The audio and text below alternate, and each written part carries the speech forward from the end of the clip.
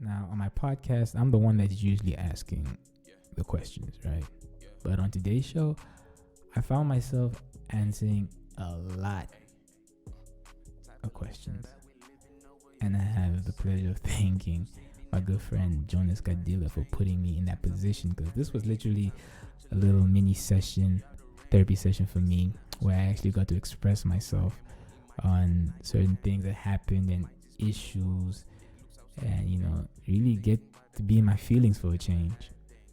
But this is not about me. This is about my guest, Johannes Kadhila, a clinical psychologist, and he works mostly in the correctional facilities. So basically, just to give you a little in-depth look into his occupation, all the criminals that you read about that are being sentenced into prison, he basically evaluates them to see, but just to see how the mental capacity is, and basically to figure out if they're sane. And that's just my take on that. But he's a wonderful individual. He really broke it down as far as how he got started in this life to who he is as a person, and just a lot of laughs and good times, which is what this podcast is all about, because we're also trying to inspire, motivate, and educate y'all. So with that being said, enjoy today's show. Oh no, it's more than enough. Okay, cool. Okay, man. So we're back. Welcome back to the State of Mind podcast, ladies and gentlemen. And I am joined by a special guest, a clinical psychologist. Psychological counselor. Aspiring. I just entered into graduate school, so you can say psychologist, clinical psychologist. It's a mouthful anyways, guys. But he's here, and I'm actually happy that you could actually take the time out of your busy day, because we know you are a busy man. Yeah. And just to come here and sit down with me and share a couple of things, I appreciate it so much. So without further ado, guys, introducing Mr. JB. Short for something else. I wasn't paying attention when you said but he's here now. How you doing, man? How was my day? How you doing? Oh, thank you for asking. I was thinking about something else. Clearly. You got a lot on your mind, man. I have a lot on my mind, sorry. Yeah. I'm doing good. Today I didn't go to work because I feel like I was exhausted, and I'm entitled to, I was like, I got out of bed and I got in the bathtub, and I was just like, what is the point of this? I'm not even going to go be productive at work. So, yeah, I didn't go to work today. Damn, so you just had a casual day here. I was at home. I was in bed the whole day, and I feel so rejuvenated. I had such a busy weekend. No, what did you get up to? My sister and her husband were over at my place, and we went furniture shopping. So you can imagine, from mall to mall to every place. So yeah, that got me very exhausted. And by the way, I woke up very late this morning. No wonder you didn't go to work. So you can imagine, like, you wake up late. I was supposed to be at work at 7:45. I woke up at 7:30. Yeah, so there's no chance in hell. I was like, what is the point of it all? And I'm like, let's just wrap it up. You know what? I'm not going. So yeah, I really just allow myself to feel and allow myself to let things be. A lot of times the universe tries to push things on your way, and you try to just fight against it. Yeah. So I'm that type of person. If I feel that I don't want to do something, then I'll rather just not do it, because a lot of times it's happening for a reason. I really believe in that. Wow, man, that's a different way to look at things, or even to take things. A lot of people really break down themselves of like, why didn't I go? Or why didn't this come up? Yeah, then it comes instead of saying my word, I'm glad that I did it. This didn't work out, although it was something that you thought that you benefit or you will benefit. But like, sometimes you have to look at it from the other side. Like, probably it's supposed to be this way. Yeah. I think like that it will be a prophylaxis for you not to actually just get caught up in stuff. Have you always been like that? Not. I don't know what to say. It's something that I've gotten to learn over the years. Okay. I watch a lot of stuff motivational. I'm very spiritual as well. Yeah, okay. Not and religious. Spiritual but not religious. I am. That's the difference. Okay. Religion. Yeah. I don't believe in religion. Okay. Religion is a code of conduct. Let's get it started. Yes. It's a code of conduct that people affirm to be accepted in a sort of like whatever it is. That's religion, a code of conduct. Like you can't do this, you can't do that, and good, you can't do that. For me, I feel like God. We live on God's grace. Yeah, and religion is just something that is very limiting. Yeah, to say the least. So I live by a saying that says life is a flicker of eternity, right? Okay. Your life comparison to eternity is like a flicker, so you can only imagine how humongous eternity is. Yeah. And you are a spiritual being in a human experience, right? So that has motivated me a lot of times not to be fixated on what's happening right now, fixated on materialistic stuff. Why is this not happening? It's an experience. Enjoy it. Enjoying being Patrick. Enjoy being your parents. Enjoy your family dynamics. Enjoy your community dynamics. Because you are in that human form as a spirit, and you have come a long way. Oh, that's a really dope way to look at life. Yeah. That's really dope. I like that. Think about it. I'm going to steal a few things just from you, just for saying that. Because I feel like a lot of the times we don't live in the moment as much as though we're supposed to. Yeah. You know what I mean? I mean, what's so difficult? That's the question. What's so difficult to live in that moment? Because something good happened to you that particular point in time. Because we're attached to stuff. We're attached to materialistic stuff. We are attached to our careers. We are attached to our families. We are attached to things that we can feel and touch, and we don't separate ourselves from whatever is around us to find your individuality. It also has to do with identity. Imposter syndrome. Identity is like what you in basic form. A lot of people, when it comes to me, identity is what you like and what you don't like, and who you are as a person. And someone will like, "Oh, you Patrick," you're like, "I don't know," you know. And it's about what you like and what you don't like. That's your identity. And a lot of people don't know their identity, or they are not aware of themselves. So it has to do a lot of that. Person not being in touch with themselves, they're like, they can't even spend time with themselves. That's what I think. And they're more fixed of what are around them, and that actually just allows them to find really that moment of like, who am I? Why am I here? What makes me happy? You know? Yeah. What are some of the things that you enjoy doing? Because if you dodge down those items when you are going through life crises, when you're going through a heartbreak, when you're going through heartbreak is serious. I know. I used to laugh at heartbreak, but heartbreaks, especially relationships heartbreaks, they can be a trigger to anything, and you don't know how it's going to be, right? It's like a car tire bursting. You don't know what's going to happen, because a heartbreak can be a trigger to some sort of mental distress, psychological distress. So when you're going through the most in life, you can always have a list of things that you like doing. So you go into it. Wow, I love doing podcasts, or I love going to the gym. Emphasize it more to bring up that whole well-being and wellness in yourself, so that you don't derail to fall on the other side of actually just being disconnected or isolated. That is your identity. Write it down. What do you like? Patrick, what do you like doing? Oh, is that a question? There a question? Yeah. I love sketching. Okay. Yeah, I love sketching. I love going to the gym. Okay. It's a newfound hobby actually after a stint of it. But I'm a basic dude, reading a book and watching cartoons. Do you consider yourself to be introverted? Oh, I'm hella introvert. Okay. But the thing is, I'm only introvert to people I don't know. Like I'm the loudest person amongst people that know me. Okay, but when I got to meet you today, I didn't feel like you're introverted. Really? Yeah, but like, yeah. Okay, so probably, do you know the difference between extroversion and extroversion? Oh, I know, but what do you know about it? I would say it's a personality traits, both ends. Yeah. One is just more outspoken, rather more outgoing, I guess. Yeah. And then the other is just more reserved, keeps to themselves. Okay. Yeah, that's all I know.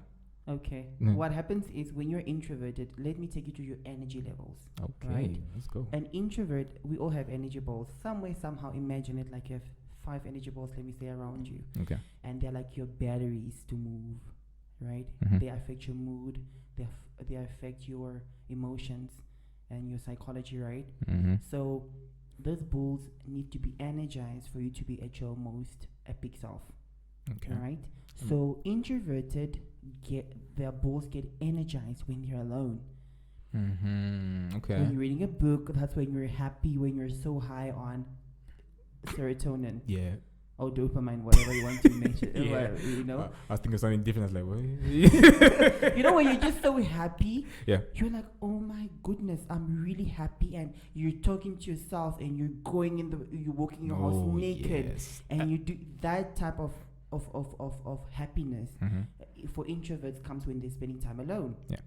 When they go out to clubs or at the socials, their energy balls get Drained, probably. drained. Yeah. Right? Why? Because there's sound, there's a lot going on, there is light, there can be a lot of things happening, right? Mm-hmm. Well, for extroverts, they get their energy balls energized or recharged through sound, through light. So a lot of extrovert wants to be where there's a lot of people, a lot of talking, Mm-hmm. and that's how they get energized, they get hyped up.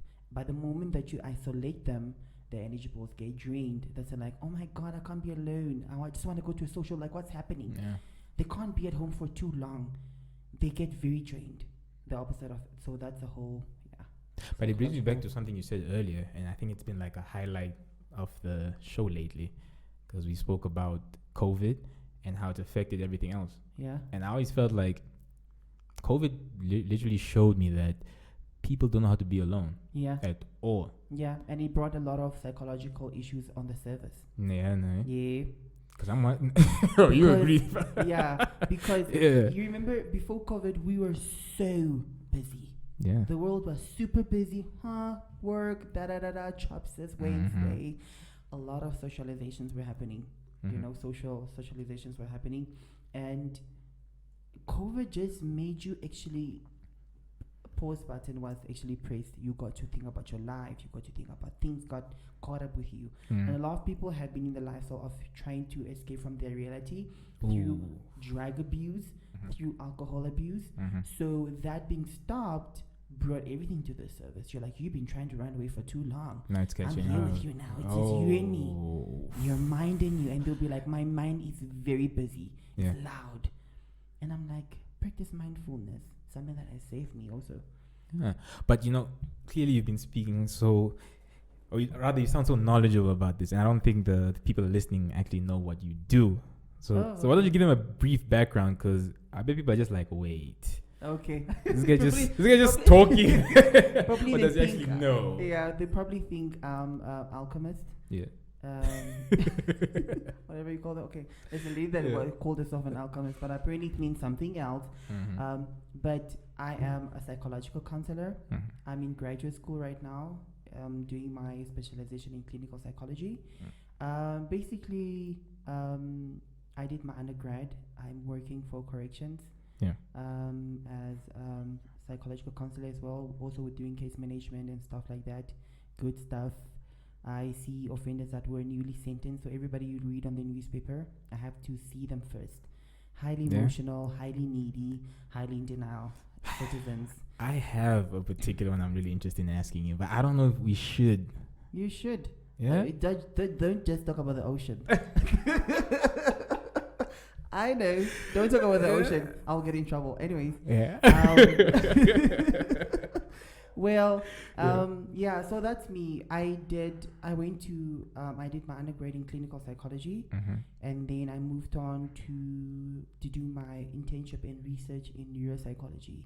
Okay. In Medipark in the north. These things are happening amongst us. I didn't do it abroad or anything else in South Africa. I did it here. No, we need y'all to represent us locally. Yeah. So you know. I had a privilege to work with Dr. Aina Mbili. She was a neuropsychologist in the north and psychologist, a very talented, very warm lady. I've reached out to like 20 psychologists, and everybody was like, "Man, you can't come here, finish your undergraduate. You're still, you're still a baby in the field." I'm like, no, I want to use this to know, do I really like this? Yeah. But the first step before I went in neuropsychology was I went to Central Hospital, and I was the first undergraduate to overshadow the psychologist, and I made a very good friend of mine, Marina Mustav, and she's a Russian psychologist, and we are like literally friends. So how did you overshadow everybody else that's way ahead of you? What did you do that was so special? With psychologists, like black and white, you can't do this before you do this. So I was like, how I'm third year, I need to know if psychology is my thing. I'm in third year, I still have time to derail and go do something about it. I tried to go do dental tech, which I didn't end up doing an essay. I was first year and I decided, but we'll talk about that later. So I went to them, I'm like, I want to overshadow a psychologist so I can rule out if this is really for me. Okay. They're like, no, you can't do that. I'm like, okay, fine. I went to the Health Professional Council. They gave me, so I just wrote a letter, very beautiful. When you go to consultations, you don't go talk, you just show them their letter. Okay. You go like, hey, I'm here for this problem. While they're reading it, you're there with like a big full smile. And then they just sign on it, and then it's like approved. Instead of you go like, and then this happened, and then then the telephone comes in, and then before you know it, you're sweating. You didn't bring your point across. Yeah. So after that, I went to the superintendent of Central Hospital, and she's like, "This is a very good thing. Why don't they allow you to do it?" And I'm like, "I'm also gonna sign with our professional council." So I got that. I went to them. I'm like, "Can I start today?" Like, okay, fine. You got approved. So I started. But for some reasons, I ended up leaving after 2 weeks because people were very, not supportive. Some people felt like, where are you going? Oh, wow. Yeah, so as much as it was, I was shocked. And it's fellow black people that do that. I don't know, that's a like racial thing. Cold shoulder. I'm like, my goodness, because my dad told me, you're not coming home, do something around your field. And I totally take that advice on with full hands. Like, I really appreciate that because my dad was like, you're not going to end up getting a degree and you don't have hands-on on something. So start doing something now. Yeah, and in reality, only his graduates, when they graduate, you have nothing on your resume, child. You're starting from scratch. So I reached out to like millions of psychologists. And Dr. Aina had like, she replied, she's like, when you're done with exams, get on the first Intercape. And for real? I couldn't sleep that day. I put on my scrubs. I had to. Oh my goodness! I put on my scrubs. You slept with your scrubs on or what? No, when I got I was like, yo, you really put that in the universe. Like, yeah, I want this. Yeah, so I went home in Nongwediva. I put on my scrubs. I even prepared scrubs for myself because you have to look like in the hospital. Got my scrubs, my name on it. And I started. We saw a very good population. And one of the interesting cases that I had was traumatically, psychologically locked in patient. Ooh, what's that all about? Someone that has have seen a very traumatic event. Oh, okay. They got psychologically locked in. Their brain literally went to a very. Do you know when someone is dying, like it's not active? Yeah. Yeah, that's how her brain activity was. She couldn't talk. She couldn't talk. She couldn't. What did she see? She saw a man with a panga in the head of the village. Yeah. Whoa. Yeah. So she just became... You know the thing, Shwamba, that they say that if you don't frighten the other one or else will just turn into a zombie. Yeah. It's actually true. Our parents were not lying. Damn. If you scare somebody so much, they'll become, in typical words, a zombie or vegetable. Her brain activity is totally shut. How old was she? I think she was born in I did her case, so I remember writing 1986. Wow. Yeah. And she came in staring at, like, forward. You move across her, she won't give you attention. She couldn't talk, she couldn't feed herself, she couldn't bath herself. So her family members, Dur and the Congo, were the ones that actually brought her. Because we've been on radio, we're like, you know what, are you between the ages of 50 to 70 and you're having psychosomatic or you're having psychotic features? We're doing it for free. Okay. The whole treatment. So she was brought by family members, and it was an honor to really help them because these are one of the most disadvantaged people that we're able to help at extremely free costs. So she came in and we did a lot of, we have a lot of devices that we use in neuropsychology. We're able to stimulate her brain. Take me through that. How did you guys manage to stimulate her brain? Do you even remember half of those things? I do. we had a device called biotherapy where we put you on headphones. Okay. And we put up the frequency. Okay. The frequency is supposed to massage your brain. So a lot of times when you're going through psychological distresses, there's a lot of dewiring. Imagine a kettle plug not in place. the cord is flickering. Mm-hmm. It's dewired. Mm-hmm. It's not wired. That's how your brain is. Oh, okay. So a lot of times your brain can get dewired and you can go off totally. You can start seeing things that are not there. Mm-hmm. Hear things that are not there. And So stuff. things like traumatic experiences can just nip off that link, hey? Yeah, it can. I think that's trauma, but on a normal basis. Yeah. Yeah, Oh, okay. dewiring can happen from a lack of nutrients from your brain. Oh, okay. And what causes that? On a normal person, it won't happen, but on a person that's having a lot of like overthinking, stress, insomnia, they don't sleep. Remember, your brain is an engine. It works. It works from this period to this period, and once you have to go to bed so that it can rejuvenate. Mm-hmm. Now, for people that don't sleep, they only sleep for 1 hour, and the whole, how many hours do we have in a day? 24. 24. The whole the whole 23 hours you're overthinking, it's stress. Your brain uses up a lot of nutrients, and you run out of nutrients, and on top of that they use alcohol abuse, for example. Sure. Not a lot of nutrients coming in. Mm-hmm. Mm-hmm. Unhealthy lifestyle, not a lot of nutrients coming in, so dewiring happens. Okay. And you have to give them like nutrients and multivitamins that can actually help the brain function again. Yeah, function itself. Okay, but with her, okay, back to the young case. lady. Okay. So you guys had to rewire her, basically. First, stimulate, massage, rewire. Started her immediately on intensive vitamins, Neuroben, for 3 months, and we did EMDR, eye movement desensitizing reprocessing, EMDR. Okay. By use eye movement to also just neurologically shift something in the psyche, in the brain. Okay. Yeah, to release depression, anxiety, whatever is bugging you, trauma as well. Very good. Psychosomatic, anything psychosomatic. And we every day she came in. We told them, you know what, get yourself a family member that's in the Shakati that can be coming every day, because this is really intensive. I remember her coming even on a Saturday, and I was like, oh, you know what, give me the keys of the practice, I'll come do it. Like, I was so excited. You were definitely into it. Okay. Yeah, so after 2 weeks we started seeing progress. Homegirl started like eye contact. Homegirl started feeding herself. It's just such a beautiful thing to see. Yeah. She started talking. She started asking questions, and just like a little baby, how they would like be curious about colors. It's so emotional, to see. So she started, progressing, and she started, step by step getting better. I think, and then we left on treatment of Neuroben. That she was able to continue. Yeah, I think wherever she is, I think she's fine now. Yeah. I am praying that she's fine, because she came from a 0 to a 70. And I hope the other 30 got catered for. In the span of how many months were you working with her, though? Weeks. 2 weeks and a half, yes. Wait, you're not that good. Are you that good? It's not me. It's not me. It's the devices. We just administer the devices. We subscribe the multivitamins, whatever needs to be subscribed, and then we give them.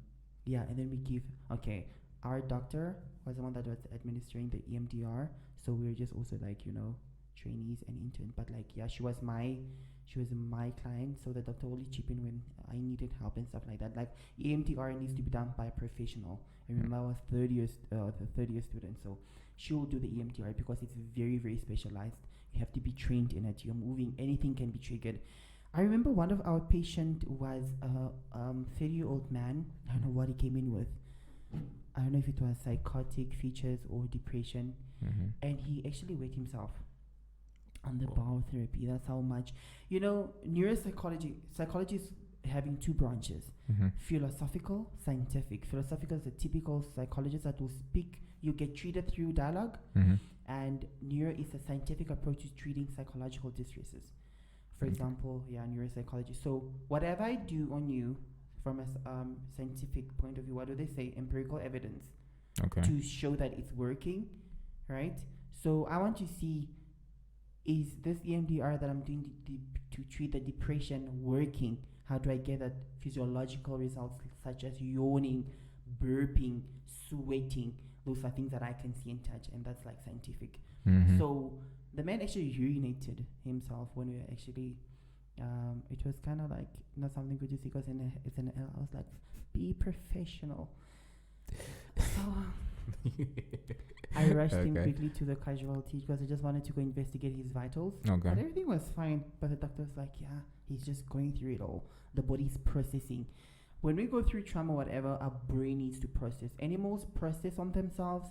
Mm-hmm. When a lion tries to catch a springbok and they get hurt, that whole trauma, they start shivering. Mm-hmm. Yeah. They're trying to, because trauma gets stored in your body. And you need to get it out. So animals do it like, and there's a man that developed a theory about it, like he brought it into therapy. Yep. Damn, just like that, huh? A mouthful. Yeah, that was a lot. I can go on and on. But here's the thing. What I'm kind of interested about is the frequencies you guys use to massage the brain. Like, I've heard, or rather I've seen. No, let me not lie. Mm-hmm. I've watched a few documentaries here and there about certain frequencies. I don't know that are not that can help certified for human administration, and some can actually kill you. Yeah. So I was wondering, that's something that people specialize in, Namibia, or that's something they had specialized abroad? You know what? Each practitioner with their interest, each practitioner with their own form of method. Because when you're doing neuropsychology, the last thing that you want to administer to your patients is psychotropic drugs, like your antipsychotics, antiepileptics, antidepressants, and so forth. So you're trying to treat psychological stuff that the world has meant for you to be taking tablets, right? Medication, but she has in neuropsychology, you're just supposed to not use medications, as we prescribed only nutrients or multivitamins. So I feel like every person that got trained in neuropsychology should know about therapy. It's a device that you actually use to massage the brain. So I can't remember how much frequencies we're using. I really can't. If I had to say, I would be lying. But do you think it's something, let's say, a regular spa could offer? No. Because there's a certain, you should know how to use it. For example, you should know for how many minutes, when should I stop, when should I increase it. Remember, you have to start it. Like for my traumatically locked in patient, we had to put it on maximum. We use it on maximum so it can trigger the brain. Because her brain was not functioning at all, then from non-functional to functional. People that also have epileptic, we also use it to stimulate the epileptic episode. Because people, when this happens, this why we're like, okay, can the family member go in an epileptic episode? Obviously, that's not possible. So you can use it to trigger. And while that is happening, we also had an EEG. You know the EEG? Not at all. It's something that you map on the brain so that you can read your brain activity. Okay. We'll need that to actually print it out to send it to with a neuropsychiatrist that we're working with in Germany then. So we're like, okay, this person is complaining of this. And they'll be like, no, I want a record of their brain activity when they're actually in that phase or in that form or whatever, that episode. So we have to put them on EEG so that when the epileptic start, we have a record of the brain activity. You call it EAG? Yeah. What does that stand for? It's quite nobody ever says it out loud, like the whole word. We just say QEEG or EEG, but it's a jargon that a lot of people use in medicine, whatever, in psychology. So let me just try and give you the full. It stands for electroencephalogram. Okay. Yeah, encephalogram. Yeah, we never say the whole word. Just say EEG. Now you guys have been abbreviating stuff, so yeah, especially in medicine, it's like everything. Yes. Oh my God, you guys. Like RBC, it's just what is RBC? It's red blood cells. You guys are so lazy. Like no, there's no time. I feel like there's no time to be like electro red blood. That's true. You just write, like, especially when it comes to tests that a lot of people have to perform. By a jargon, you should know what we're talking about. Damn. So tell me, when would you recommend a patient to actually go on pharmaceuticals? Because I have my reservations about it. Just whole pandemic. Well, the opioid pandemic that was happening. Yeah. Epidemic, sorry.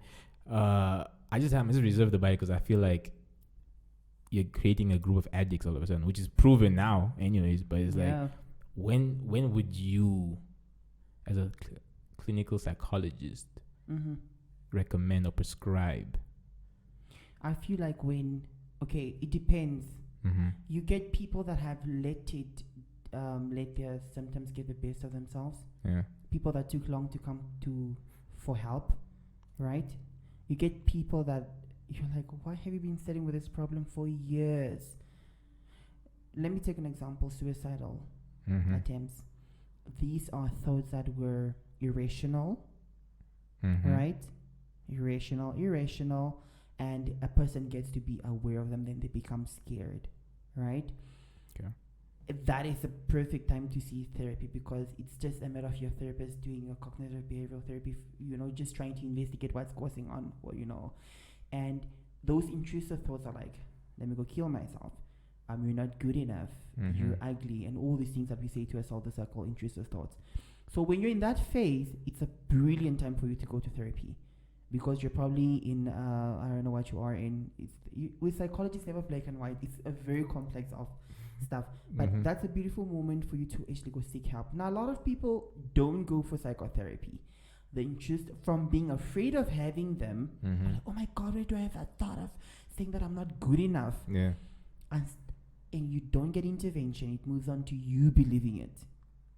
Mhm. The mind's a powerful thing. What you tell yourself, you're I'm likely gonna believe. so ugly. I should go kill myself. There's no way I'm not needed on the surface of the earth. Yeah. You believe, and that's already an alarming state of thinking, where you believe your intrusive thought. Remember, you're at the point whereby you had them and you didn't believe them, and they made you scared. Mhm. Now they're part of you.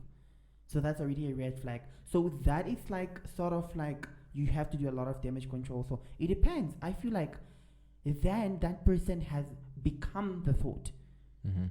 that they don't know how to separate intrusive thought. They believed it. And that's very alarming. That's what causes people to commit suicide. Yeah. Because they believe it, that they're not worthy, they're not needed on the surface of the earth. But are these things like inherited, or is this just based off like life experiences? Life experiences, Mostly. life experiences. Mhm. A lot of it also has to do with adjustment disorder. A lot of people look down on it. You moving to a different town, you starting a new job, Mhm. you going to a different area, that is an adjustment in your life. You can get predisposed to getting psychological distress. Wow. A lot of people are like, I'm so excited, I'm going up, and I'm like, let's just pray that it's either gonna be good. It is gonna be good, definitely, but you don't know how your psyche is going to actually react, how your mind or your body is going to react to it. A lot of it have to be like being in a new environment. You don't know anybody, you miss your family, you start not sleeping, and you start depressed a little bit and whatnot, and that's how it starts. Mhm. But mostly it will just be adjustment disorders. So yeah, so when somebody is at that point of like the red flag of like they're starting to believe it, like I should kill myself, nobody needs me, nobody loves me. I mean, those are not true stuff. Obviously from your perspective not true, but from the recipient point of view, they have already absorbed it and they believe it. So, and that's when I think that you should use psychotherapy and psychotropic drugs. Psychotropic. Yeah. Oh. So that combination, and then you should start from a dose of, let me say, 40 milligrams, and you move down. You remember, you always start, and then you decrease the medications with psychotherapy to complement it, because at the So end that's of the work. day, It has to work hand in hand, eh? For it to Yeah, actually yeah. fucking work. yeah, Ah. yeah, Okay. psychotherapy and the drugs. Okay. So, in a simple term, why do we go through psychological distresses? Our hormones drop, your dopamine drops, your serotonin drops. That's why you get serotonin reuptake inhibitors that just try Okay. and it's, for example, serotonin and norepinephrine. These are hormones that make you feel good, and dopamine, whatever. So when these nutrients are not actually they are being administered, but they never reach the right places because your body reabsorbs them. That's why they are called serotonin recipient inhibitors. Oh my goodness, whatever. Nah, So what happens? You've been so- on point. Don't worry. So your body releases the hormones and then they get sucked back. If people that are in biology, the synapses, when the dopamine hormones, let me say there are 20 Mhm. that you need for a good well-being, only 3 are actually taken, and that's very low. The other 18, the other 17, they are absorbed back, and that causes low mood, depression. So what do the drugs do? They come stop your body from reabsorbing its own new, hormones, so that you have that full 20. That's the simplest way I can explain. Does it make sense? Yeah, to some level it does. Okay, let me repeat it. Let me say the good hormone, Yeah. dopamine. Mm-hmm. Yeah, your Stupid. body. Okay. Sorry, I got distracted. Your body, your brain. Uh-huh. Just look at it like this. You need $20 Mm-hmm. to go buy bread, right? Okay. For a full bag of bread, right? Mm-hmm. So, but as the child is walking from the house to the shop, he only arrives with $3. That's very low. Exactly. That's what your body has to use up at the end of the day. That's very low. The same with your hormones. Why? The other $3, the other 17. the other 17 got absorbed back, like they went back home. They got absorbed back in the system, and you only have 3 now. So those are low moods. So you have to get medication that will actually just stop the body from actually reuptaking its own hormones that will make you feel good. Okay. That makes sense now. Does it make sense? You A typical dumbed it down example. for me. Okay, I try to really break it down. Yeah, for people I know you that are dumbed it not- down for me. I was like, okay. Yeah. So it's basically a lot of people are, oh my god, these drugs are monsters. Yeah. They're just helping your body stop itself from reabsorbing the good hormones that's actually produced from the brain.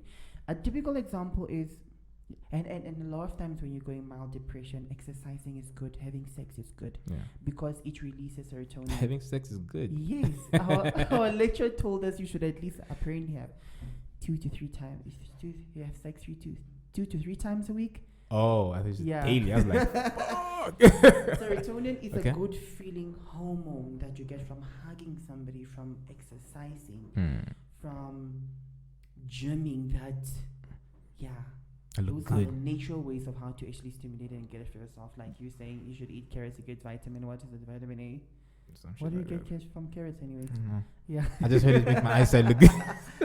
Yeah. So that's like that's a typical, like, so a lot of people go like, exercise, jog. I'm like, what the hell? I'm in a problem of being depressed, and you're telling me that I should go jog? Yeah. Yeah. It's just hormones.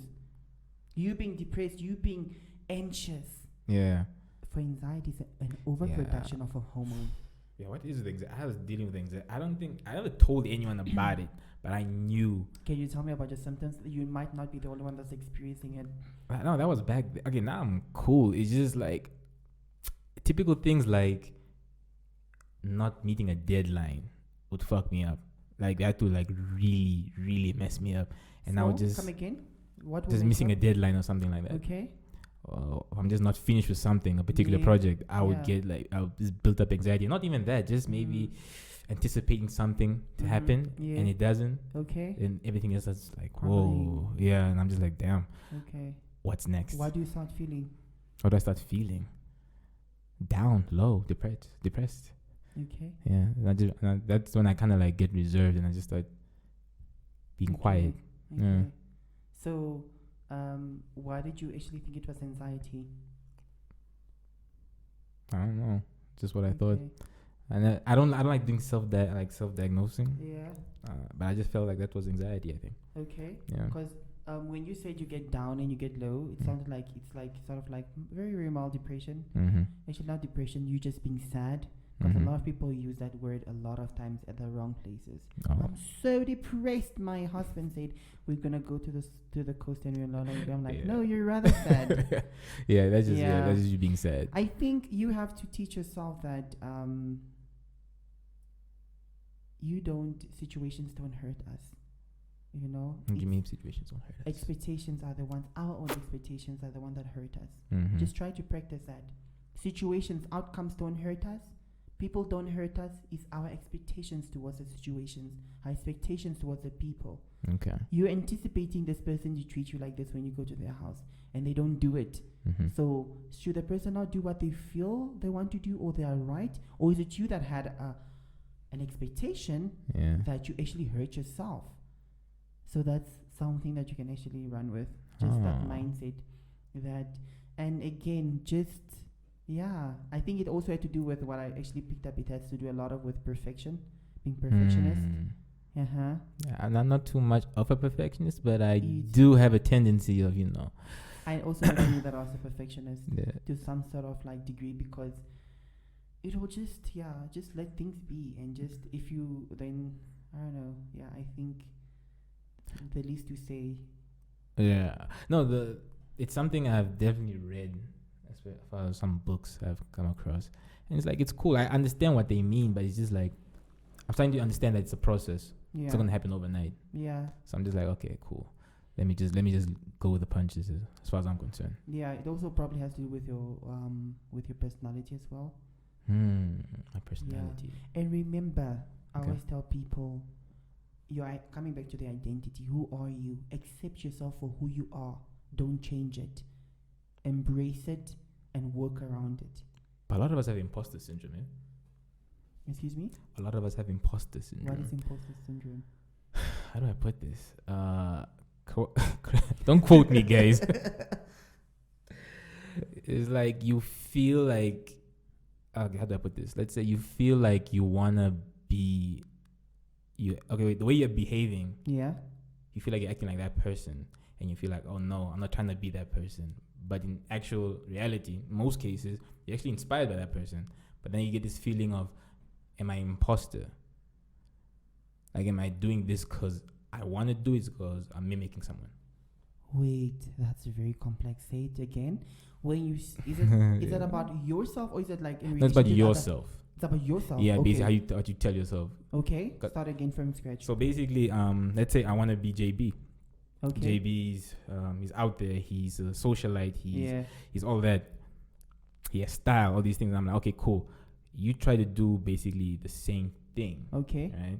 But then you kind of feel like, is this really who I am? Yeah. In actual fact, I'm actually inspired by you. Oh. But now I feel like maybe You should be me. Yeah, I'm not actually being myself Ah. by mimicking you. Oh. Along those Okay. lines, yeah. Okay. Yeah, Makes yeah. a lot of sense. Yeah, that's why I told you the importance of identity. Yes. Knowing who you saw, knowing who you are. It starts off with what you like and what you like. What are your interests? I forgot that. That's very basic and simple and very helpful, actually. Very. What you like, what you don't like, your interests, your hobbies. If you get to, every time that you enjoy an activity, write it down. Every time you enjoy a hobby, write it down, so that you can actually keep it under your arm and say, what are my hobbies? Here are my hobbies. When you're, as I told you, when you're at your lowest, you do it. Yeah. It's something that you can always make yourself feel good from little stuff. Making yourself a cup of coffee, making yourself a bath with very nice petals, putting on music. That's what I do. Putting on music. You're I so play extra, loud. dude. When I'm so exhausted, I play loud classical Yeah. music and just switch off the light and just play loud. And I just like, you know what? I need, and the fatigue, the whatever, the stress leaves my consciousness, whatever. So it's you, and I know that, oh my God, I had a bad day, whatnot. I drive all the way home, not even looking at anybody. Then I go do what I am supposed to do because I know what I want. And I'm not going to feel impressed or feel that, be confused about like, oh, hey, Maggie, where are you? No, we are drinking. And once you tell people that, no, I had stress, the first thing they're going to tell you is what they enjoy doing. Patrick, I had a very rough day. And if you're into alcohol, you'll be like, brah, we are chilling, come over. And sometimes that's not necessarily what you like, but that's what Patrick likes. So I know what I like. So I know my identity. I know who I am. So I'm able to go to what I enjoy doing. And that will just actually act as like my own form of remedy towards a stressful day, whatever. It falls back. So to what you said, an imposter, whatever. I didn't know what that was. You know, a lot of people feel like we should always know everything. Like also for doctors, Believe me, you should always know every diagnosis, every condition and stuff. Yeah. So thanks for educating me on that. So I feel like it has to do a lot with your identity, not knowing who you are, not knowing how to separate. Am I really being inspired? Do I want to be, or what does this person's actions or lifestyle trigger in me? Yeah. Probably it's bringing out that young boy in me that wanted to become whatever. And a lot of us are having that boy child or that girl child that wanted to become a model, or that girl child that was like molested or whatever, and a lot of things are triggered and stuff like that. So it has a lot of to do with your identity. And what I told you was with you actually knowing what your shortcomings are, because nobody's perfect. Not at all. Nobody's perfect. We all have shortcomings. If you know that you get a bit anxious or depressed when things don't work out, accept yourself for who you are and try to work around that. What works for you when you're in that state? Do you read a book and monitor yourself? Like, just tap in with yourself, and then you figure out, how long does it take me to actually overcome a bad news or bad expectations? How long does it take me? Yeah. And what do I do? Oh, the last time I read a book and I sat in a bathtub and I disconnected from the world for 2 hours, and that helped me. That will help you not fight against yourself, but work with yourself. Ooh, I like that. I really do. I like that. Thank you. Oh man, that was a lot. That was a lot to take in. It's one of these episodes I'm actually finding a lot about myself that I'm just like, we need to accept ourselves. Why should we always not accept our shortcomings? It's a thing, something I actually read once upon a time. We're so quick to reinforce the negative bullshit instead of the positive. Because it's like, why is it so easy to reinforce the negative stuff than the positive? Yeah. That's still a study that has to be done. I think it's like you looking good at work, from the security guard to the front line, the lady at the reception, to everybody. Not even start it from your grandmother at home to your nieces and nephews. Everybody has been saying you look good. You look good. Oh my goodness, your suit is so purple. It makes me happy. And you go to work, and this guy from the other division is like, oof, why are you wearing purple? You don't look good, like, out of all kinds of and that overrules all the compliments that you've got. Why does it happen? Yeah. Why does just it that happen? one person can mess up your entire day. It takes a lot. It takes a lot of. I didn't get here like in one day. It takes a lot of. It's what do they call it in psychology? Sorry. It's all good. In psychology, they're called learned behavior. Yeah, by Albert Bandura, where I think I'm correct, guys. Don't pin me on the cross. I did basics in psychology. Don't quote him on that, guys. So I think it was Albert Bandura that did classical conditioning. Yeah, I'm familiar with it. Yeah. So classical conditioning is like you just teach yourself new stuff. It can be from the basics to the stuff. So you just have to always keep in touch with your emotions, with your feelings, and your behavior, and just work, like, just pay close attention. And such things won't get to you as they used to, though you will get them, but you wouldn't allow them to actually get to you as much. You acknowledge it. I can say I've gotten to a point where I'm like able to differentiate, and we're gonna get into differentiation right now. Distinguishing. I also have advice for your listeners that will have a lot of people are battling with it. Okay. A lot of people are not able to. Let me say that story of the lady in a purple suit. Everybody has been complimenting that she looks good, and then one person from even a totally different department comes and says, "You like you don't look good at all. You don't look good." Or not even that. They will just come into a feta. We're gonna get on that after the whole. And that, so it will take you long for you to differentiate that it's not me, because after that somebody starts internalizing it. It's not me, it's them. That distinguishment brings a lot of comfort. Yes, it it's does. Not me, it's them. Let me try and make you understand. A lot of times we give people titles, right? Yes, my mom, my dad. My mom has paid for my school fees. My mom has sent me a time. My mom has do this. That title of a mom blurs the line between you seeing your mom as an individual that's having their own identity, their own personality, their own childhood traumas, their whole. We all have the same baseline. Yeah. Human being. So you fail to understand that your mom is an individual just like you are. They are entitled to making mistakes. They're entitled to have their own psychological shortcomings. They're entitled to have their own dysfunctional personalities. And we use it against our parents. A lot of people go like, my dad hasn't spoken to me for years, or my dad doesn't love me. I'm like, let's remove that title for father. And let's look at your dad having his own psychological shortcomings, his own past, his own entitlement to making mistakes, just like you have it. And they go like, oh my God, I'm looking at it from a different way.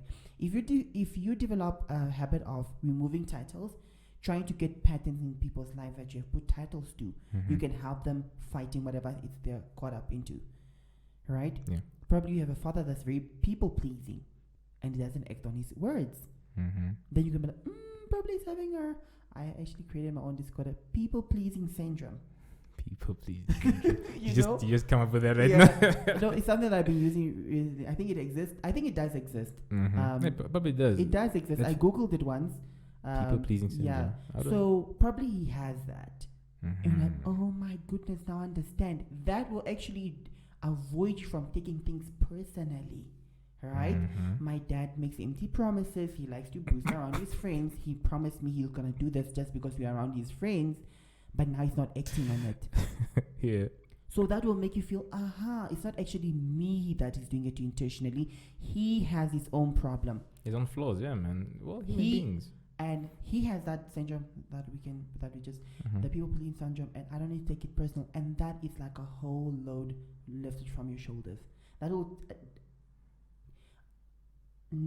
not allow you to actually start taking things personal. You start to internalize it. You actually start to be aware of, my dad has this type of shortcoming, and therefore I should expect this, and I should be accepted of who he is as an individual, just like I am, and therefore I should probably try and work with him and make him understand of what he's going through, so that I can actually try and get him help one way or another.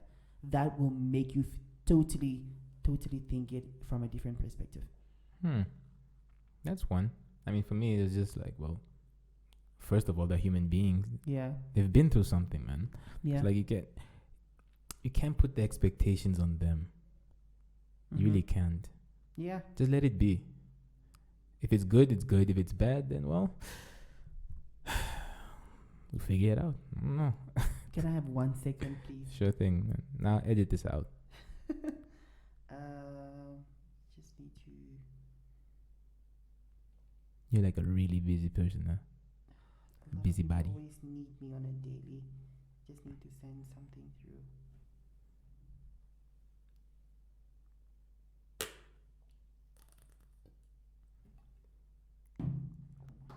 Okay.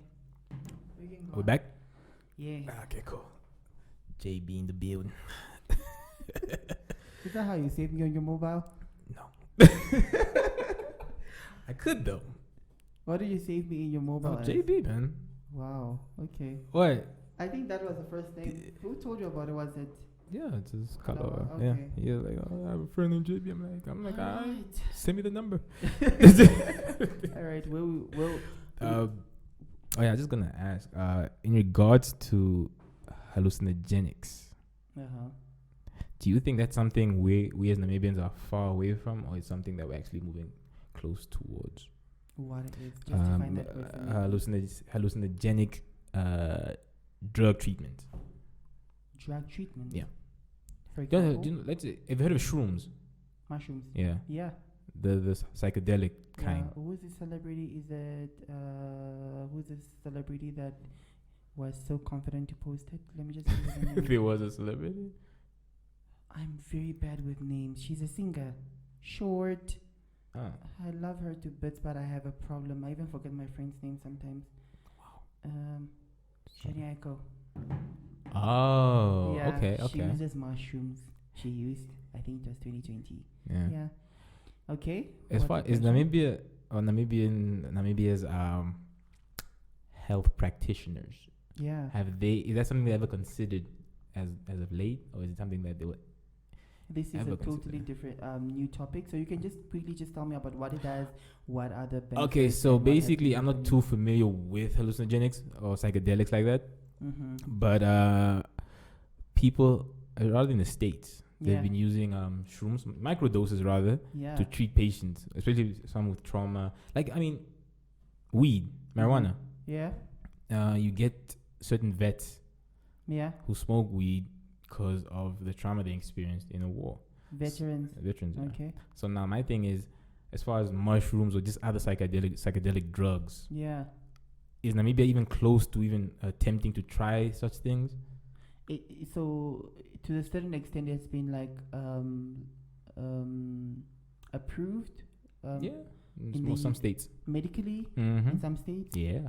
Oh, okay. Then it's just then I think there must be a reason why it's actually approved. They must have done research, like for the same vaccines that we have for COVID. The research is still going on. Sorry, it's not. There wasn't research. It's an ongoing research.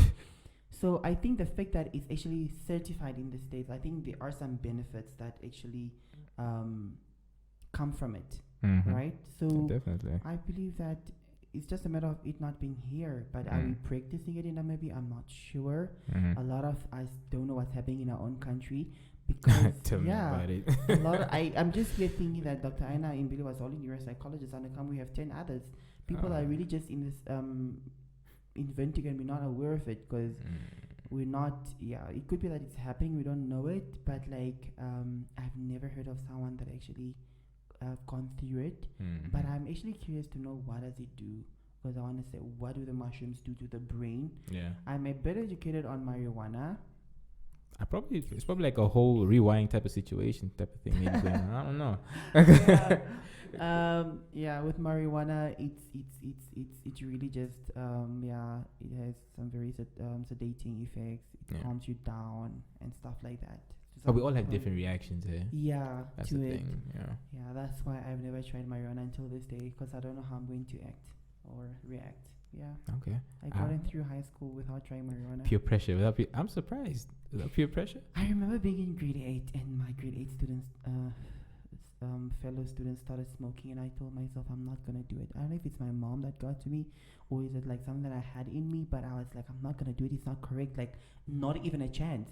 But the thing is, I could stand a few meters and watch them smoke and finish, and I still socialize with them. There's then a thing of like, ooh, smokers, get away, I'm not going to speak to you. It's more like, I respect your decision, go smoke, but I'm not going to do it. I think. And they respected you for that, probably. They did. They're just like, oh, no. Cool. And I think me not being gullible to a lot of situations have come a long way. I'm just not that person that easily gullible. Yeah, but high school was really tricky. It was very tricky, and I'm not going to take my child to boarding school. Never? Like, that's something you already made up? Like, I'm still thinking about it because you might not put them in boarding school and they don't learn stuff, and after you let them go to college, they go a whole out of control. So I don't know, but I feel like if I'm able to welcome my child from school, make them a warm plate of food, treat them special, have memories, compared to them being in boarding school and the matrons, whatever, can only do to a certain extent. I think that would be nice because that's something that I didn't grow up with. I've been boarding school after boarding school after boarding school, and I just wish that I came home from such an exhausting grade 11 session, and I'll go home and I'll find my mom or my dad, and they'll welcome me, and I wish that happened. But a lot of adults, what we're going to do, I'm not yet a father or a mother, so we live our dreams in our children's life. If you wanted to become a medical doctor, you force your child to go do medicine so that you can live your dream in your child's life. Yeah, that's been the situation as of late. But it comes from a place of, coming from a disadvantaged background, all that. Yeah, a lot of stuff didn't allow us to get where we wanted to be. Exactly. And therefore our children is the only access of... are you in the big room? What? Namibia, the big room. The big room. The app. No. The social media app. Yeah, no. I enjoyed it yesterday. We even doing karaoke. So one guy was, I'm not gonna mention names, but Please don't. He wanted to become an astronaut. Yeah. But now he's dating a girl that's going to have something with NASA. So he's living his dreams. So he's like, I'm getting married to her, or like we're in a relationship with someone that's like going to have something in NASA. Yeah. I feel like I've lived my dream. So, yeah, of becoming an astronaut. It's like, I've become this close and I'm satisfied. Okay. So, a lot of people, it's like, a lot of parents, if they wanted to become medical doctors, their child going to medical school, they feel like they have some level of satisfaction. Mm-hmm. That'll just be like, okay, I didn't manage to go to medical school, but my son went to medical school, so I'm able to live. And I think if the son wanted to go to medical school, it will be complementing. But if the son doesn't want, it becomes a very forceful thing. Yeah. I've heard parents that stopped talking to their children because they didn't do a course that they wanted to do. Yes.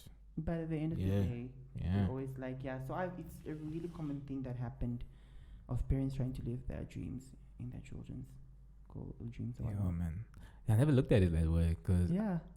now that I think about it, very unconscious. Dude, like there was a time. To be fair, I never enjoyed high school. Why? I mean, I'd say school in general. I just hated the concept of going to school, and then what I learn will determine whether I become a success in life or not. Like I hated that shit. I hated that concept. So I was a definition of an average student. Okay. But when I applied myself, I was not to be fucked with. Like I was hard. But then say that line again. When I put my mind to something, there's no way you can come to me. Like okay. I'm a finish. I'm gonna do what I gotta do. Okay. But then it got to a point in grade 12. I finished, and I'm like, okay, I was thinking about taking a gap year. Yeah. And I was like, no, you should do law.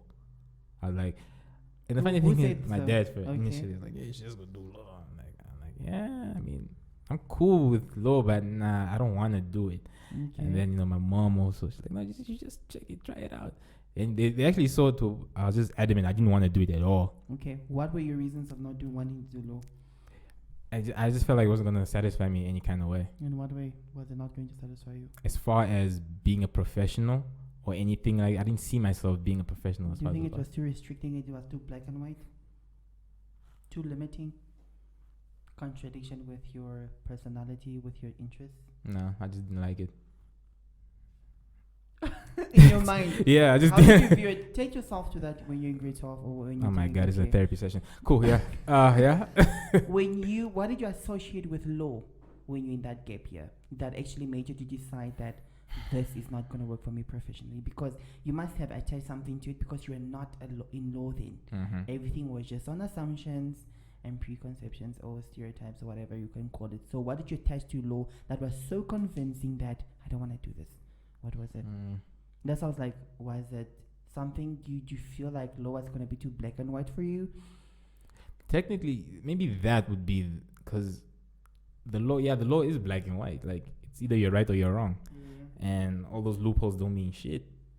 Because if you're right, if you're wrong, you're wrong. If you're right, you're right. And I'm just like, nah.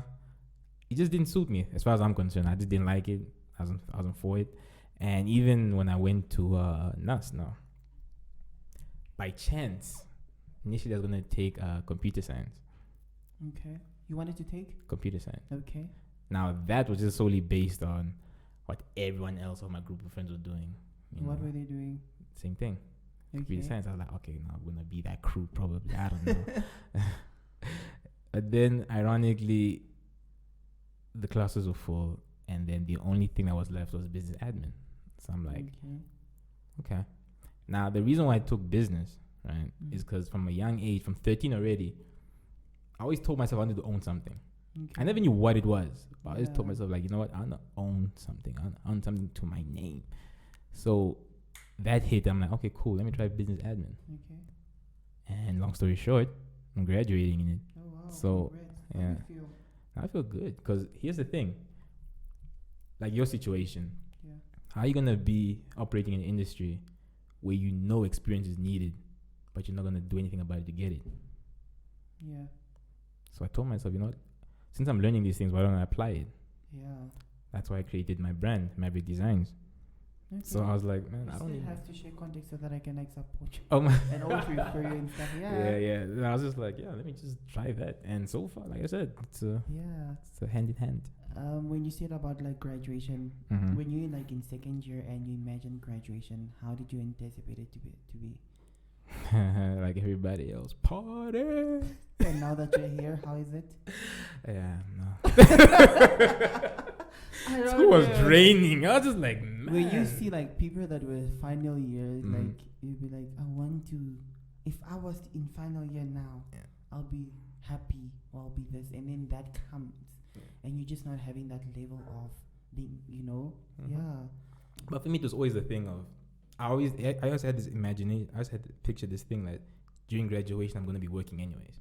I'm going to be working on something big. Yeah. I don't know what it was, but I always told myself Yeah. so. I was probably going to skip graduation. But then obviously I was like, you know what? My parents put me through all this. I'm like, I think I owe them that much. So let me give them that. I feel very sorry for you guys that are not having like a normal graduation like we had. It's Way to rub it in, man. Way to rub it in. Yeah, it's not. It's very. I feel like universities should, if things go back to being normal, they should really just host Unmacard like Wednesday. Whoever graduated in 2017, come in today. I feel like everybody deserves that. It's a very special day. Yeah, it is. Very special. It's like a mini wedding. I feel like I was on my wedding day. Ah man, but I keep telling you extra, JV. You're just extra. I'm very extra. But how was that for you, man? The what? Graduation. Okay. Immediately when I finished my undergrad, in October, I was finishing in November, but in October I went to News Cafe.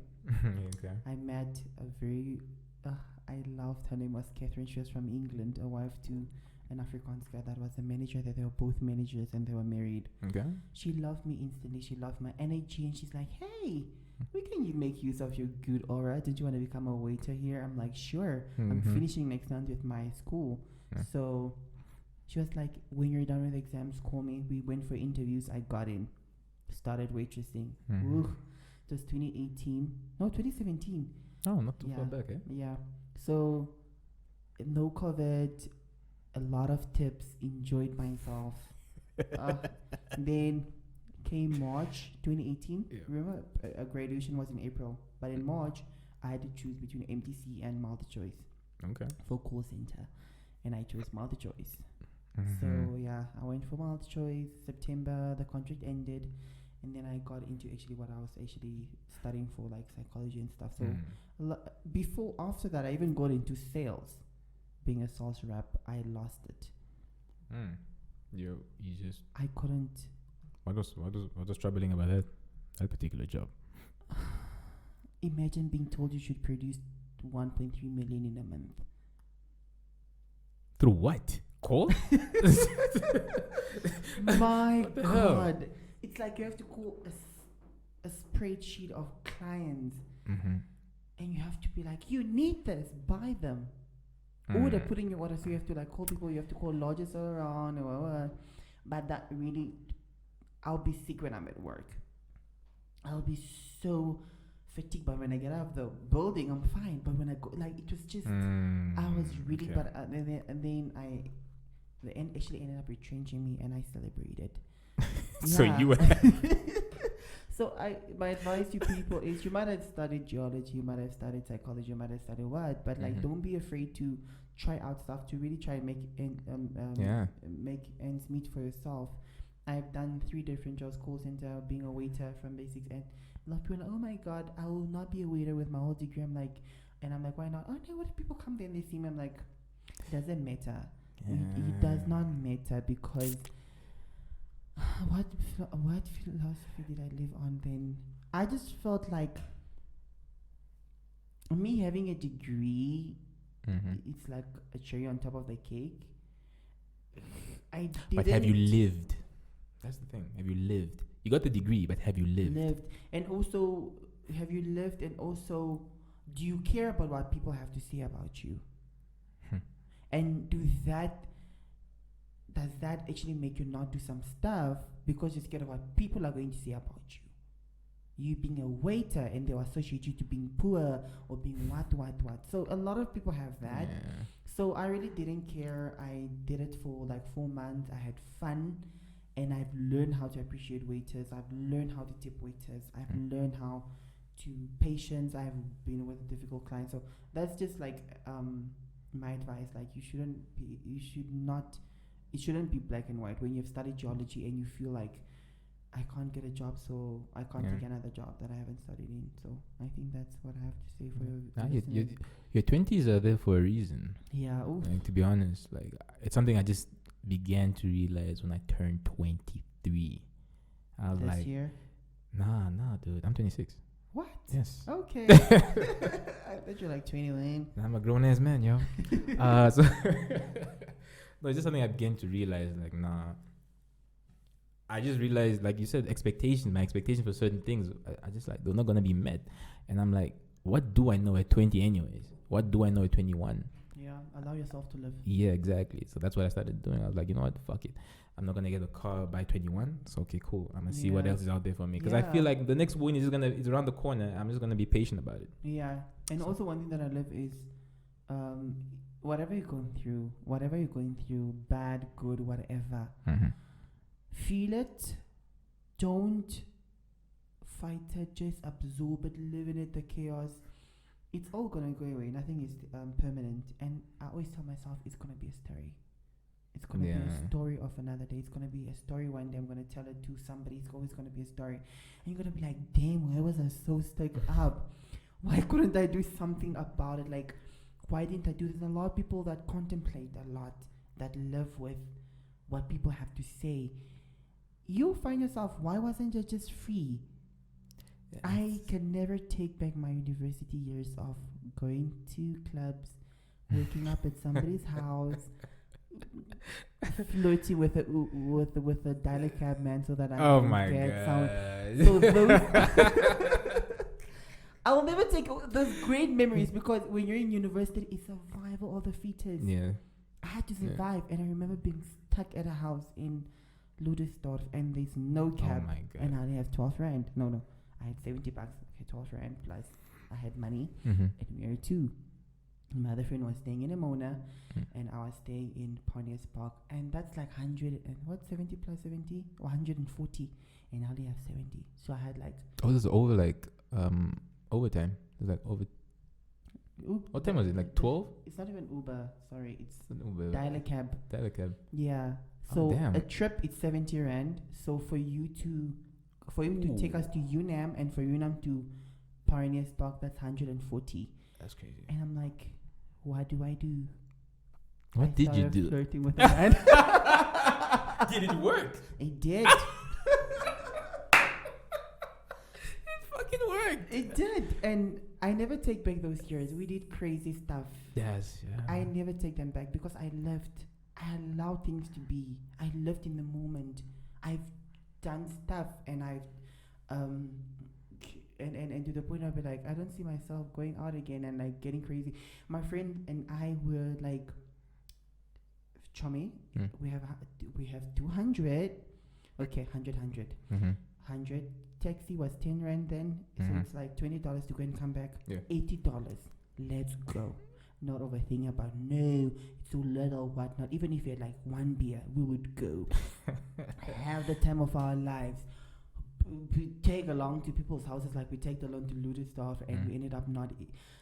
Just live. And I think that's still happening in my life, just that I'm no longer that reckless. I mean, a lot of things are happening, but I live it from a different angle of whatever is happening in my life, I should just accept it and let it be, and just do the best what I can do. Whatever you're going through your life crisis, your parents are going through your life crisis, and you feel like we should always do more. Yeah. Just do what you can, and just let the situation unfold. Don't live in the future. What a lot of people, it will bring you anxiety. Don't live in the past. You'll get depressed. Live in the moment. No, that's true. That's solid advice. You should live in the moment. Yeah. It's hard, but you can try it with mindfulness. Meditation is what gets me on a daily. I'm busy trying meditation again. It's something I've been on and off, man. But it's... How do you meditate? So I got my incense. Okay. I got my yoga mat. Okay. I just go in a quiet room. Yeah. Wow, that's really good. Not a lot of people know about that shit. So this is like officially the first time you're gonna hear about this shit. So, so I tried yoga. Yoga is something I just recently tried, like 2 months ago. Okay. Yeah, but just slow down. But other than that, the meditation, just sit there and just try to, You're Relax. so different from other men because Thank you. Men. Okay, I might be generalizing from my experience. Men are people that like to not keep in touch with their emotions, with the way they feel. So yeah. Oh, I'm terrible at it. Like as far as my emotion, I wasn't necessarily raised in an environment where you could share those things. It's just one of those things. You're like, okay, this happened. I feel sad. Life has to move on. Yeah, but then there was not those questions of how you feeling. Nah, not at all. So imagine now in my relationships. Yeah. Yeah, I was just not there. One of them even told me I was like emotionally I'm unavailable. You're just like not there. Like you were like really blunt, like emotional. But these are the things that we acknowledge, and you try and see. Okay, I've acknowledged this is happening, and it's causing me to be this type of person. That's sort of like not conforming to the norm of being a person, whatever people say. How am I going to be stuck from what I've been told of what I've gone through, or am I going to de-learn it and learn new?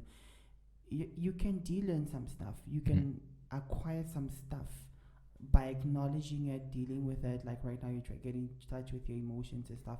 You're trying to practice a quiet mind. Mindfulness, meditation is a very good thing. But like I had someone that helped me start it, and she taught me how to do it. The alchemist, the lady from South Africa. Yeah, she gave me a beautiful reading. When was I going through a mini crisis? I think it was fourth year. It was a mini crisis. I just feel like my identity wasn't solid. Yeah, so she was able you're this type of person. Why do you do this? Like, do this. And she taught me how to practice mindfulness. So the whole of it was 2017. One of my beautiful meditation years. I stopped 2019. I stopped and I got back to it only like a month ago. At least you're back on it though. Huh? At least you're back on it. Yeah, it's very beneficial, and I've forgotten about it, especially for people that I've complained about. My mind is making a lot of noise. I'm overthinking. I feel like I'm living in my head. I feel like the thoughts are more louder than the people around me. Yeah. Then you need to practice mindfulness. It's very important. I think so too. No, but it's a good practice. Yeah. It so is. Probably we can talk later of air, like how do you meditate? Then I can give you some strategies on how you can make it efficient. Oh, thank you. I appreciate it, man. Why not? I need that. See, guys, this is all about help. Looking to watch a lot. You need to go? Yeah, I could do. Damn. No, I think we're going to do. We've spoken for like 1 hour. It's a whole hour, actually. 15 minutes. Yeah. Yeah. That's the whole point of this thing. I want to make it like a capsule where people just forget about everything and that. Yeah. So we just but okay, no, it's fair. There's actually another thing we're supposed to talk about. Okay. But I guess that's for another session. No, let me hear it. Oh, mental health. Men's mental health, man. Okay. When will our next session be? I'm a she. I'm gonna be back probably in July. What? Yeah, people need to breathe on this, man. Okay, like, cool. JB talking that good. They're like, okay, yes, cool. yes. If you come back in July, we can do mental health. Yeah. We can talk about how to protect yourself. Yeah. What prophylactic measures you can take to avoid you being depressed. What. But a lot of things we have spoken about them today. Yeah, but like awesome. it will be strictly about mental health. Why is it important? And there are a lot of concepts that people can take in consideration, things that you can move around with you. Remember, if you go to therapy, we give you coping mechanisms, way of thinking. We break down distortions, perceptions that are not realistic, that are very, for example, a typical distorted thinking is from my offenders that I get with rape cases. Yeah. Would be, I'll ask them, okay, you're in the street and you see a woman wearing a very short skirt. What does that mean for you? Oh, she just wants sex. She's really? sex. That's all. That's. Yeah. I'm like, why do you say so? They'd be like, why are you wearing a short skirt? She just doesn't want to say that she wants sex. So that is a distorted perception. Yeah, that's very black and white, John. Yeah. So I try to break that down and make it realistic that people dress to express themselves, to make themselves feel good, and it's upon you to find out if they really want sex. The same way as you feel like somebody doesn't like you or someone likes you, and I will be like, "Do you like me?" But no one wants to accept the rejection. Because we assume a lot, and we, as I said, don't have your expectations that I want like to break yourself up. You're not the people directly. So it's for me to get down to that person thinking and teach them that people have a right to express themselves however they want to. And it's not really just about what you think is correct.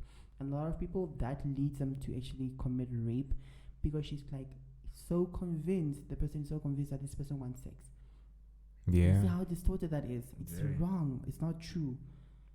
Something that someone thinks is true, but it's not true. That's a distorted perception. You made up your mind about something. Yeah, it's fucking crazy. Yeah, and a lot of people are living in distortions and wrong perceptions, and they're hurting themselves. Just get up and go talk to the person. I'm a confronter. I'm an addresser. Nah. When I choose to it, sometimes some things are not worth the time or energy. Yeah, but if I feel like it's something in my way, I'll address it. I'll be like, "Yo, is this what's happening? Is this from my perspective, from my side? I'm viewing it like this. Yeah. Is this what's happening?" Be like, "No, not at all." Like, okay, then I was wrong. Then I'm like, "Okay, so what's happening? This and this happened." I'm like, "Cool, let's roll with that." Damn. Now we're definitely gonna get into that. I swear. So next time I'm excited for mental health. Yeah. A lot of people reach out on my Instagram, so people can do that. It's Sima_the_psychologist. The psychologist. And then also, I think my name is the Johannes Kadhila. I think, yeah. So on Instagram, I'm available. Facebook, I'm available. I'm forever referring people to psychologists. People reach out. Mental health is very important. If you don't have medical aid, I can hook you up with free counseling services. But ministry have good psychologists. And if you don't want to go there, I can teach you the whole logarithm of you getting there. You just come pick up and go. It is a chain that you have to go through.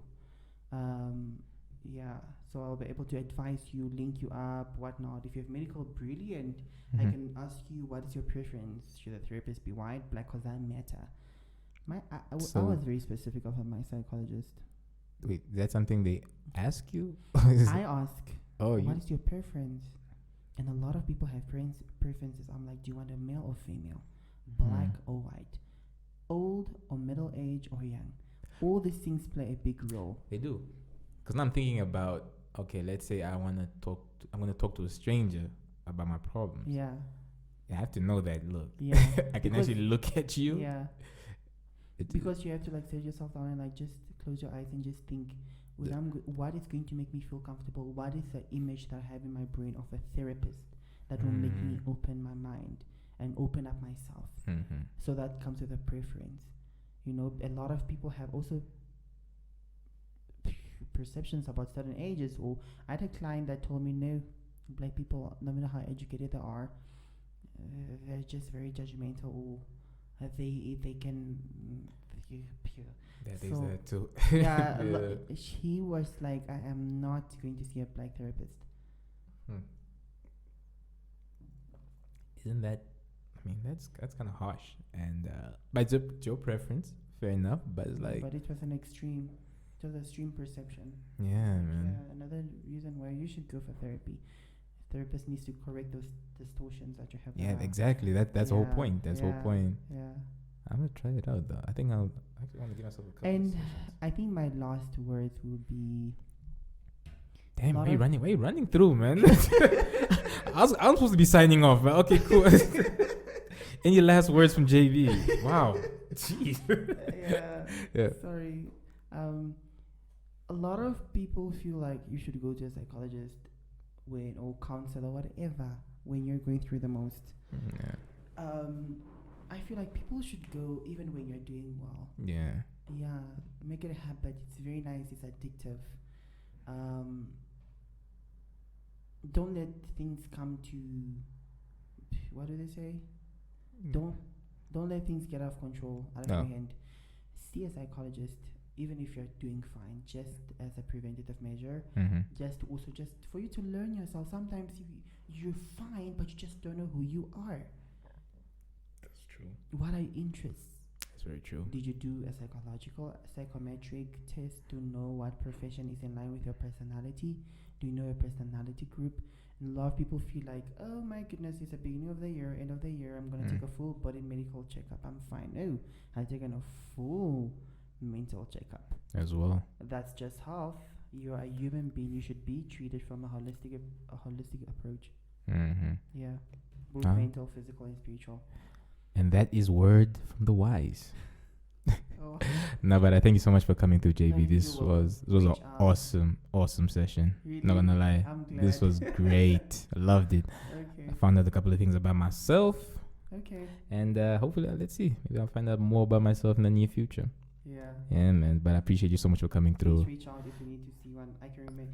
I'm not sure if you have some in the north, but like whenever you become even once a month or once in 2 months. Yeah, you can always see one. Nah, definitely. Even when times are good. That's actually the whole point, because I'm like, okay, look, I'm not really in the bad spot. No, I'm in the good spot, but I'm good. So I was like, why not? Yeah. You know? Do it. Yeah, man. I'm addicted. I can't wait for my next therapy session. Jesus. You heard it here first. Anyways, guys, like, subscribe, share. Do whatever you gotta do to get this podcast out there. I appreciate you guys so much for tuning in. Until I see you next time. Peace. Type of lifestyle that we're living over here is not the same. People say they never gon' change.